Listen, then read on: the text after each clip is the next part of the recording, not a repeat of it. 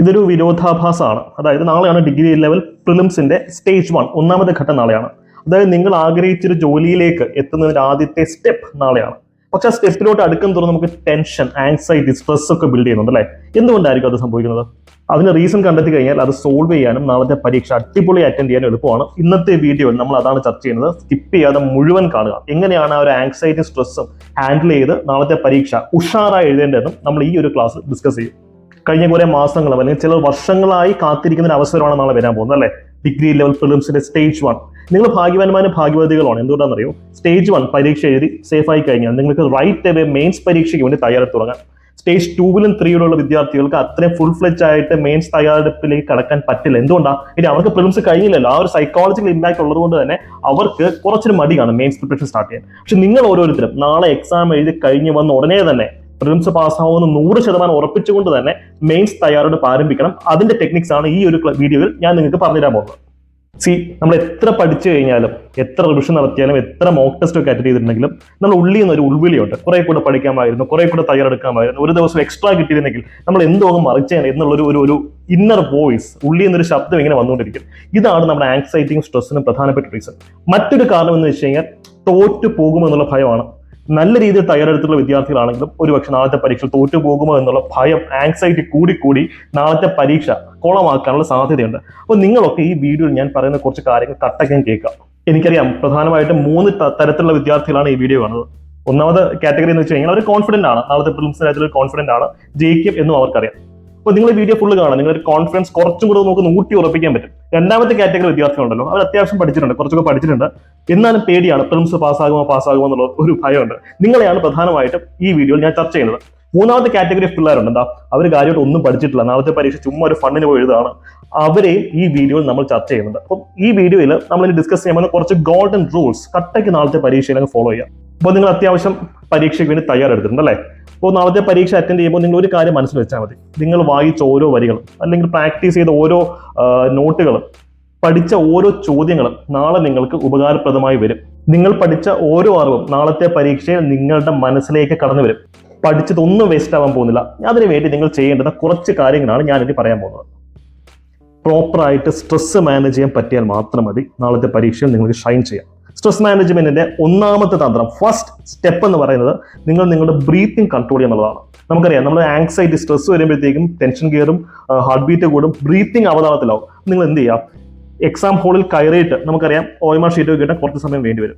അത്രയും സമയം എക്സാം ഹോളിൽ ഇരുന്നുകൊണ്ട് പ്രോപ്പർ ബ്രീത്തിങ് ടെക്നിക് പ്രാക്ടീസ് ചെയ്യുക. ശ്വാസം ഉള്ളിലേക്ക് എടുക്കുക, ഹോൾഡ് ചെയ്യുക, പുറത്തേക്ക് വിടുക, ഹോൾഡ് ചെയ്യുക, പുറത്തേക്ക് വിടുക. ഇതൊരു 5 തവണ ചെയ്താൽ തന്നെ നിങ്ങളുടെ തലച്ചോറിന്റെ മൂർച്ച നല്ല രീതിയിൽ കൂടും. നാളെ നിങ്ങൾ മസ്റ്റായിട്ട് ചെയ്തിരിക്കണം. രണ്ടാമത്തെ സ്ട്രെസ് മാനേജ്മെന്റ് ടെക്നിക് എന്ന് വെച്ച് കഴിഞ്ഞാൽ വിഷ്വലൈസേഷൻ ടെക്നിക് തന്നെയാണ് അല്ലെ? Visualisation technique. നാളെ നിങ്ങൾ പ്രിലിംസ് പരീക്ഷയിൽ ആദ്യത്തെ ചോദ്യം അറ്റൻഡ് ചെയ്യുന്നതിന് മുമ്പ് തന്നെ ഞാൻ ഇനി പറയാൻ പോകുന്ന കാര്യം വിഷ്വലൈസ് ചെയ്യണം. നിങ്ങൾ ഇപ്പം തന്നെ കണ്ണടച്ചൊന്ന് വിഷ്വലൈസ് ചെയ്തേ. നിങ്ങൾ പ്രിലിംസ് പരീക്ഷ പാസ്സാവുന്നു, മെയിൻസ് എക്സാം ഉഷാറായി തന്നെ പോയി എഴുതുന്നു. പ്രിലിംസിന്റെ എക്സാം ഹോളിൽ പ്രിലിംസിന്റെ ആദ്യത്തെ ചോദ്യം ആൻസർ ചെയ്യുന്നതിന് മുമ്പ് തന്നെ നിങ്ങൾ വിഷ്വലൈസ് ചെയ്യേണ്ടതാണ്. മെയിൻസിന്റെ എക്സാം വളരെ അടിപൊളിയായിട്ട് അറ്റൻഡ് ചെയ്യുന്നതായിട്ടാണ്. നമ്മളെപ്പോഴും ഫ്യൂച്ചറിസ്റ്റിക് ആയിട്ട് ഫ്യൂച്ചറിൽ കണ്ണു നട്ടൊരു കാര്യം ചെയ്തു കഴിഞ്ഞാൽ അത് നമുക്ക് ബെനിഫിറ്റ് ആയിട്ട് വരും. നമ്മുടെ കോൺഫിഡൻസ് കൂട്ടും. നിങ്ങൾ ഒരു സ്റ്റെപ്പും കൂടെ കടന്ന് ചിന്തിക്കണം. മെയിൻസും പാസ്സായി PSCയുടെ ഇന്റർവ്യൂ ഹോൾ ഉണ്ടല്ലോ, ഇപ്പം ഡിഗ്രി ലെവൽ എക്സാംസിനൊക്കെ ഇന്റർവ്യൂ ഉണ്ടാകാൻ സാധ്യത. PSCയുടെ ഇന്റർവ്യൂ ഹോളിന് പുറത്ത് ഇന്റർവ്യൂവിന്റെ നിങ്ങളുടെ ഊഴം കാത്തു നിൽക്കുന്ന ആ ഒരു അവസരം ഉണ്ടല്ലോ, അത് വിഷ്വലൈസ് ചെയ്യാം. ഇതൊക്കെ നാളത്തെ പരീക്ഷാ ഹോളിൽ നിങ്ങൾ മസ്റ്റായിട്ട് ചെയ്യേണ്ടതാണ്. ഇന്ന് രാത്രി ഉറങ്ങുന്നതിന് മുമ്പും ഈ 2 വിഷ്വൽസ് നിങ്ങൾ മസ്റ്റായി വിഷ്വലൈസ് ചെയ്തിരിക്കണം. വെറുതെ വിഷ്വലൈസ് ചെയ്താൽ പോരാ, നിങ്ങളത് ബിലീവ് ചെയ്യണം, അത് കൃത്യമായി ഹൃദയത്തിൽ ഫീൽ ചെയ്യണം. നിങ്ങളുടെ ഈ ഒരു അവസ്ഥയിൽ ഞാൻ ധാരാളം ഇരുന്നിട്ടുണ്ട്. സോ ഓരോരുത്തരുടെ മെന്റാലിറ്റി എനിക്ക് നന്നായിട്ട് അറിയാം. നിങ്ങൾ മനസ്സിലാക്കുക, നാളത്തെ എക്സാം എന്ന് വെച്ച് കഴിഞ്ഞാൽ നിങ്ങളുടെ ഐഡന്റിറ്റിയോ, എക്സാമിൽ ജയിച്ചു കഴിഞ്ഞാൽ നിങ്ങൾ വലിയ ആൾക്കാരോ, എക്സാമിൽ തോറ്റു കഴിഞ്ഞാൽ നിങ്ങൾ മോശം ആൾക്കാരോ ആയി പ്രഖ്യാപിക്കപ്പെടുന്ന ഒരു ഐഡന്റിറ്റി എക്സാം അല്ല, ജസ്റ്റ് ഒരു പരീക്ഷ മാത്രമാണ്. ആ 100 മാർക്കല്ല നിങ്ങളുടെ ഫ്യൂച്ചർ നിശ്ചയിക്കുന്നത്. അല്ലെങ്കിൽ ഏതോ ഒരു സ്ഥലത്ത് നിന്ന് ഏതോ എക്സാമിനർ എഴുതിയ തയ്യാറാക്കിയ 100 ചോദ്യങ്ങളല്ല നിങ്ങളുടെ വിധി നിശ്ചയിക്കുന്നത്. അത് നിങ്ങളുടെ ആത്മവിശ്വാസം മാത്രമായിരിക്കണം. Always bet on yourself. നിങ്ങളുടെ മുകളിലുള്ള കോൺഫിഡൻസിൽ മാത്രമേ നമുക്ക് ജീവിക്കാൻ പറ്റുള്ളൂ. നമുക്കറിയാം, ഒരു പക്ഷി ഒരു മരച്ചില്ലയിൽ ഇരിക്കുന്നത് ആ ചില്ലയുടെ മുകളിലുള്ള കോൺഫിഡൻസ് കൊണ്ടല്ല. ആ മരച്ചില്ല നിന്ന് പൊളിഞ്ഞു പോയാലും അതിന് പറക്കാനുള്ള കഴിവുണ്ട്. അതിന്റെ ചിറകിലുള്ള വിശ്വാസത്തിന് പുറത്താണ് അത് ഏതൊരു മരച്ചില്ലയിലും പോയിരിക്കുന്നത്. നിങ്ങളുടെ ആറ്റിറ്റ്യൂഡ് അതായിരിക്കണം. എക്സാം പേപ്പർ എത്ര ടഫ് ആണെങ്കിലും എത്ര ഈസി ആണെങ്കിലും നമ്മളത് ട്രാക്ക് ചെയ്യും എന്ന് നിങ്ങൾ ഉറപ്പിച്ചു കഴിഞ്ഞാൽ നിങ്ങളെ തോൽപ്പിക്കാൻ ആർക്കും പറ്റില്ല. ലോകത്തിലെ ഏറ്റവും ഒറ്റപ്പെടലായിരിക്കും ലോൺലി ആയിട്ടുള്ള അവസ്ഥയാണ് എക്സാം ഹോൾ. അത് ചുറ്റും ആൾക്കാരൊക്കെ എക്സാം എഴുതെങ്കിലും നമുക്കവിടെ വല്ലാത്തൊരു ഒറ്റപ്പെടലാണ്. നിങ്ങൾ കാര്യം ആലോചിച്ചാൽ മതി. It's A good thing. ഒരു വിത്ത് നമ്മൾ ഇട്ട് കഴിയുമ്പോൾ അത് മണ്ണിനടിയിൽ ഒറ്റയ്ക്കിരുന്നാണ് പിന്നീട് ഒരു വടവൃക്ഷമായി വളർന്നു വരുന്നത്. സോ ഒറ്റപ്പെടൽ അല്ലെങ്കിൽ ബീങ് എലോൺ എന്ന് പറയുന്നത് വളരെ പവർഫുൾ ആയിട്ടുള്ള പ്ലേസ് ആണ്. അത് എപ്പോഴും മോശപ്പെട്ട കാര്യമൊന്നുമല്ല. ആ ഒറ്റയ്ക്ക് പൊരുതി പടവെട്ടി വരുന്നവനാണ് ലോകചരിത്രം സൃഷ്ടിച്ചിട്ടുള്ളത്. ആ എക്സാം ഹോളിൽ ഓരോരുത്തരുടെ അവസ്ഥ അതാണ്. ഒറ്റയ്ക്കുള്ള പോരാട്ടമാണ് എക്സാം ഹോളിൽ എല്ലാവരും നടത്തുന്നത്. ആ പോരാട്ടത്തിൽ ഏറ്റവും നന്നായിട്ട് സ്ട്രെസ്സും ആങ്സൈറ്റിയും ഹാൻഡിൽ ചെയ്യുന്ന വ്യക്തി ജയിക്കും. സോ ഇത് ഉറപ്പിച്ചോളൂ, നിങ്ങൾ നാളെ എക്സാം ഹോളിലേക്ക് പോകുന്നത് തോക്കാനല്ല, ജയിക്കാൻ വേണ്ടി മാത്രമാണ്. അതിന് എലിമിനേഷൻ ടെക്നിക്സ് കട്ടൊക്കെ യൂസ് ചെയ്യണം. ആഴത്തുള്ള പഠനം നിങ്ങളുടെ കൂടെ ഉണ്ട്. ഇപ്പൊ റിവിഷൻ നടത്താൻ കുറച്ച് കുറഞ്ഞു വേണ്ടി ഒരു കുഴപ്പമില്ല. പ്രിലിംസ് എക്സാം ക്രാക്ക് ചെയ്യുന്ന എങ്ങനെ നമുക്ക് അറിയാലോ.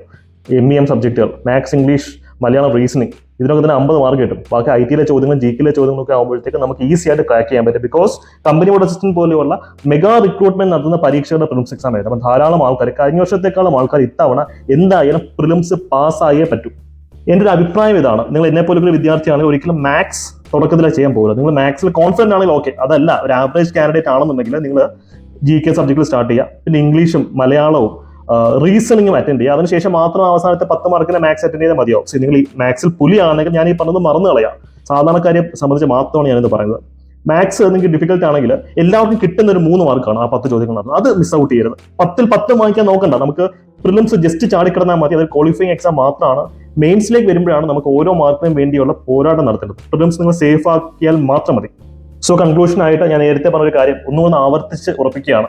ഏതോ ഒരു സ്ഥലത്ത് നിന്ന് ആരൊക്കെ ഇട്ട 100 ചോദ്യങ്ങളല്ല നിങ്ങളുടെ വിധി അല്ലെങ്കിൽ നിങ്ങളുടെ ഭാവി നിശ്ചയിക്കുന്നത്. അത് നിങ്ങൾ മാത്രമാണ്. അപ്പോൾ ഞാൻ ഈ പറഞ്ഞ കോൺഫിഡന്റ് ആയിട്ട് നാളത്തെ പരീക്ഷ എഴുതാൻ തയ്യാറായിട്ടുള്ള വിദ്യാർത്ഥികൾ ഇന്ന് തന്നെ ഞാൻ പറഞ്ഞ വിഷ്വലൈസേഷൻ എക്സസൈസുകൾ ചെയ്യുക. നമ്മുടെ ചാനലിൽ അപ്ലോഡ് ചെയ്തിട്ട് എലിമിനേഷൻ ടെക്നിക്സിന്റെ ധാരാളം ക്ലാസ് ഉണ്ട്. അതെല്ലാം കട്ടയ്ക്ക് കുത്തിരുന്ന് കാണുക.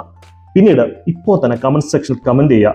വിൻ എന്ന് കമന്റ് ചെയ്യുക. ജയിക്കും, WIN, വിൻ എന്ന് ഇപ്പോൾ തന്നെ കമന്റ് സെക്ഷനിൽ കമന്റ് ചെയ്യുക. പിന്നെ നാളത്തെ പ്രിലിംസ് പരീക്ഷ കൂളായി അറ്റൻഡ് ചെയ്ത് ജയിച്ച് കാണണം എന്ന് നിങ്ങൾ ആഗ്രഹിക്കുന്ന നിങ്ങളുടെ ഒരു സുഹൃത്തിനും ഈ ഒരു വീഡിയോ ഷെയർ ചെയ്ത് കൊടുക്കാം കേട്ടോ.